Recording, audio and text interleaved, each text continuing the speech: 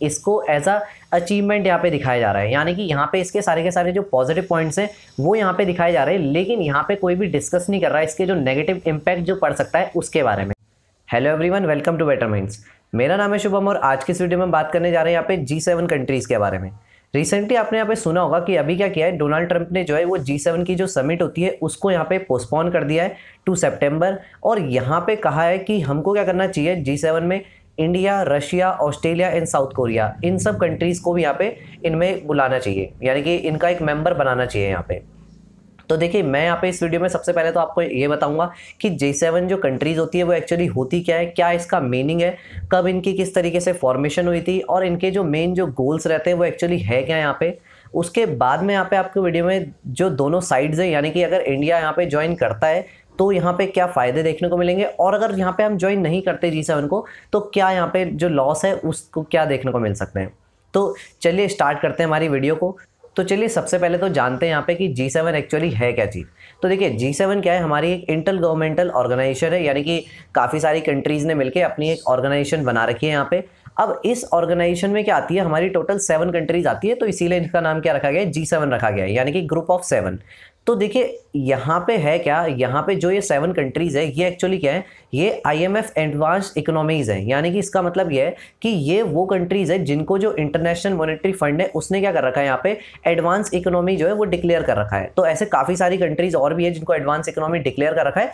लेकिन ये कुछ पर्टिकुलर कंट्रीज़ है जिन्होंने क्या कर रखा है, अपना एक ग्रुप बना रखा है। अब इन्होंने देखो ग्रुप क्यों बना रखा है, क्योंकि ये क्या चाहते हैं, इनको ये क्या मानते हैं, अपने आप को एक थोड़ा सा एक सुपीरियर लेवल पे मानते हैं कि हम लोग क्या है, काफ़ी डेवलप्ड नेशंस है और काफ़ी हमारे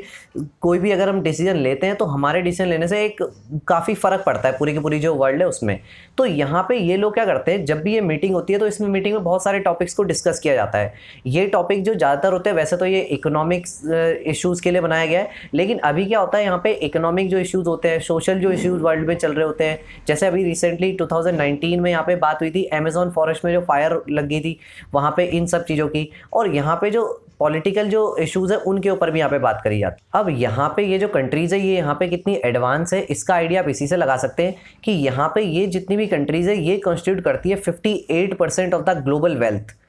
यानी कि पूरी के पूरे वर्ल्ड का जो 58% पैसा है वो तो इन 7 कंट्रीज़ के ही पास है। नेक्स्ट एक और चीज़ से आप आइडिया लगा सकते हैं कि यहाँ पे पूरे के पूरे जो वर्ल्ड की GDP है उसका 46% GDP है वो इन 7 कंट्रीज़ की है। तो देख सकते हैं आप कितनी यहाँ पे एडवांस इकोनॉमीज़ है। अब देखिए यहाँ पे बात करते हैं कि कौन कौन सी कंट्रीज इसके अंदर आती हैं। तो इसके अंदर जो कंट्रीज आती है वो यहाँ पे है, कनाडा हो गया, फ्रांस है, इटली है, Japan, Germany, UK and USA। तो देखिए यहाँ पे ये जो 7 कंट्रीज है ये तो यहाँ पे इसकी मेंबर हैं, लेकिन यहाँ पे एक और जो यहाँ पे आता है इनके साथ में वो है यूरोपियन यूनियन। अब यूरोपियन जो यूनियन है वो यहाँ पे इसका मेंबर तो नहीं है, लेकिन हर बार क्या होता है, यूरोपियन यूनियन को यहाँ पे बुलाया जाता है, यानी कि यूरोपियन जो यूनियन है वो भी इसमें पार्टिसिपेट करता है हर बार। अब देखिए बात करते हैं यहाँ पे इसकी थोड़ी सी हिस्ट्री की। तो इसकी जो स्टार्टिंग है वो हुई थी यहाँ पे हमारा 1975 में, लेकिन ये जाना जाता था G6 के नाम से, क्योंकि यहाँ पे सिर्फ जो 6 कंट्रीज थी वही इसकी मेंबर थी। उसके बाद फिर 1976 में क्या हुआ, यहाँ पे जो कनाडा है उसने भी इसको ज्वाइन कर लिया, और उसके बाद ये बन गया फिर हमारा G7। देन उसके बाद 1998 में क्या हुआ, रशिया ने भी इसको ज्वाइन कर लिया, और उसके बाद यहाँ पे ये क्या हो गया, हमारा बन गया G8। लेकिन फिर क्या हुआ, 2014 में यहाँ पे क्या हुआ था, रशिया को इससे हटा दिया गया था, और उसके बाद ये क्या बन गया था, अगेन हमारा G8 से दोबारा ये G7 बन गया था। अब बात आती है कि रशिया को हटाया क्यों गया था। तो देखिए हुआ क्या था, यूरोप में क्या था, एक जगह है जिसको कि हम बोलते हैं यूक्रेन के नाम से जानते हैं। तो यूक्रेन का एक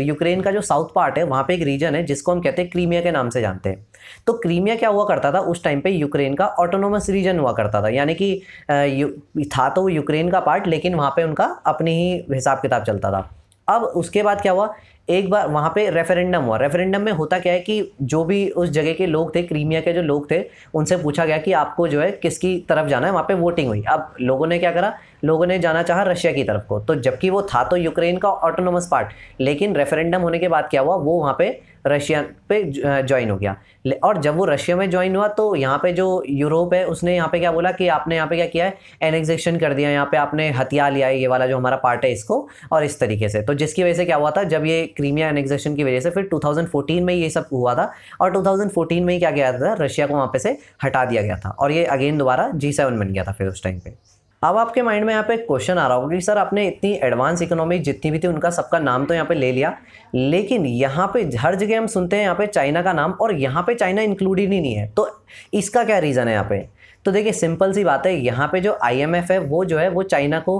कंसिडर नहीं करता एज अ एडवांस इकोनॉमी, और उसका कंसिडर ना करने का रीज़न ये है कि वहाँ पे जो वेल्थ पर एडल्ट है वो यहाँ पे क्या है, काफ़ी ज़्यादा कम है। क्योंकि चाइना की ओवरऑल मैं मानता हूँ यहाँ पे जो चाइना की GDP है वो काफ़ी ज़्यादा है, लेकिन जो पर एडल्ट की जो वहाँ पे इनकम जो कह सकते हो पर एडल्ट की जो वेल्थ है वो कम है, क्योंकि उनकी पॉपुलेशन वहाँ पे बहुत ज़्यादा है। और ये जितनी भी मैं कंट्रीज़ बाकियों की मैंने बात करी, इनकी पॉपुलेशन उतनी ज़्यादा है नहीं यहाँ पे, तो इनकी जो वेल्थ पर एडल्ट है वो ऑब्वियसली बात है वो अपने आप में ज़्यादा हो जाएगी।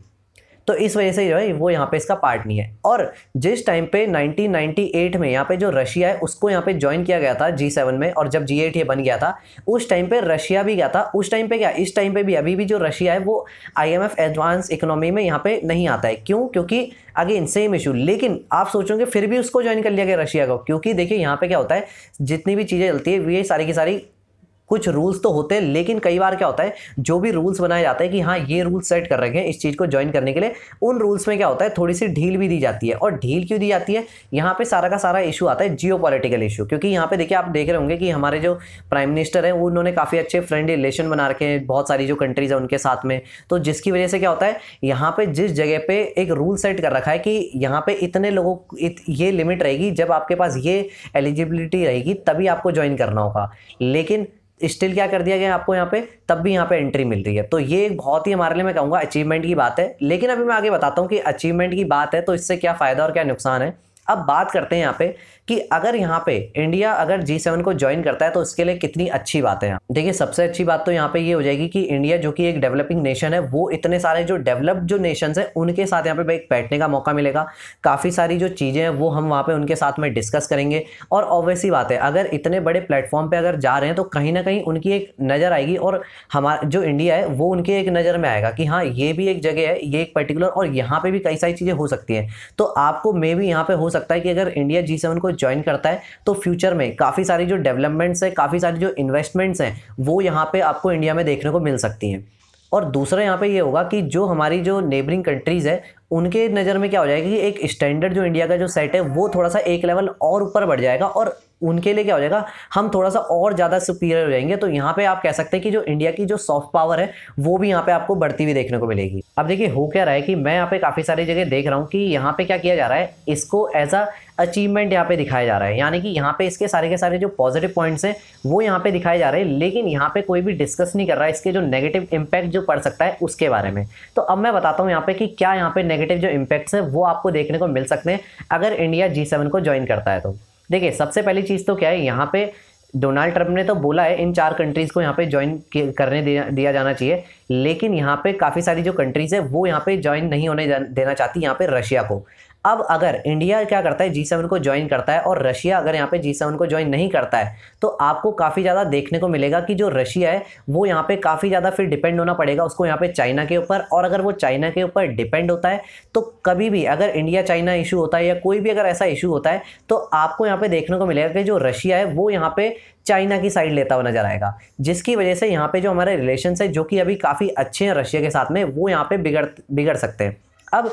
यहाँ पे वो जो रिलेशंस बिगड़ सकते हैं तो यहाँ पे हमको क्या करना पड़ेगा, काफ़ी ज़्यादा सावधानी से, और उनके साथ रशिया के साथ अगर हम G7 को ज्वाइन करते भी हैं तो हमको काफ़ी एक अच्छे से देखना पड़ेगा कि किस तरीके से हम यहाँ पे मैनेज करेंगे उस चीज़ को कि हम जो रशिया है उसके साथ भी रिलेशंस को काफ़ी अच्छे से बना पाएँ। सेकेंड चीज़ आपको यहाँ पे जो देखने को मिलेगी वो यहाँ पे क्या हो सकता है कि जैसे अभी इंडिया क्या आता है एक डेवलपिंग नेशन है, लेकिन अगर वो इतनी सारी एडवांस इकोनॉमीज के साथ यहाँ पे बैठता है तो अगर इन फ्यूचर अगर कभी भी जो इंडिया है वो अगर एक डेवलप्ड नेशन डिक्लेयर कर दिया जाता है उसको, तो यहाँ पे क्या हो जाएगा जो भी हमारा ट्रेड होता है, तो फ़र्क यही होता है डेवलपिंग नेशन में और डेवलप्ड नेशन में। जो डेवलप्ड जो नेशन होते हैं उनका जो भी ट्रेड होता है उसके ऊपर काफ़ी ज़्यादा टैरिफ्स लगाए जाते हैं, यानी कि काफ़ी ज़्यादा उन पर टैक्स लगाए जाते हैं चीज़ों के ऊपर। तो ये चीज़ हो सकती है कि इंडिया के जितने भी हमारा जो ट्रेड हो रहा है उसके ऊपर काफ़ी ज़्यादा हो सकता है मे बी इन फ्यूचर यहाँ पे टैक्स आपको लगा हुआ, यानी कि टैरिफ जो होते हैं वो यहाँ पे आपको लगे हुए देखने को मिल सकते हैं।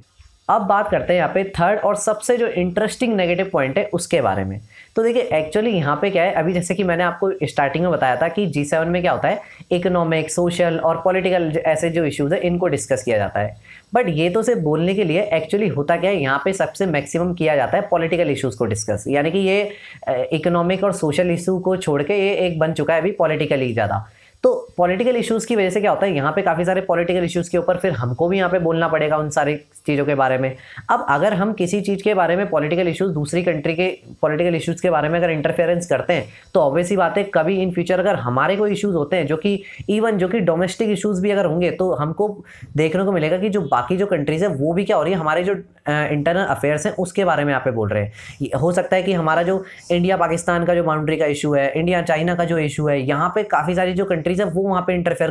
करते हुए आपको देखने को मिलेंगी। तो ये भी हमारे लिए जबकि एक बहुत ही नेगेटिव पॉइंट है। तो ये थे यहाँ पे हमारे G7 को ज्वाइन करने के पॉजिटिव और नेगेटिव पॉइंट्स। तो अब मैं आपसे यहाँ पे जानना चाहूँगा कि क्या इंडिया को जो है G7 ज्वाइन करना चाहिए या फिर यहाँ पे इंडिया को G7 जो है वो ज्वाइन नहीं करना चाहिए। So this is the end of this video. I hope कि आपको ये जो वीडियो है काफ़ी ज़्यादा नॉलेजेबल लगा होगा, काफ़ी कुछ जानने को आपको यहाँ पे मिला होगा। अगर आपका इस वीडियो से रिलेटेड कोई भी डाउट या फिर हमारे चैनल से रिलेटेड कोई भी सजेशन है तो उसको भी कमेंट सेक्शन में जरूर लिखेगा। मैं आपके डाउट्स का रिप्लाई और आपके सजेशंस को इंप्लीमेंट करने की अपनी नेक्स्ट वीडियो में आप पे पूरी कोशिश करूंगा। तो चलिए मिलते हैं फिर नेक्स्ट वीडियो में। मेरा नाम है Shubham and thanks for watching.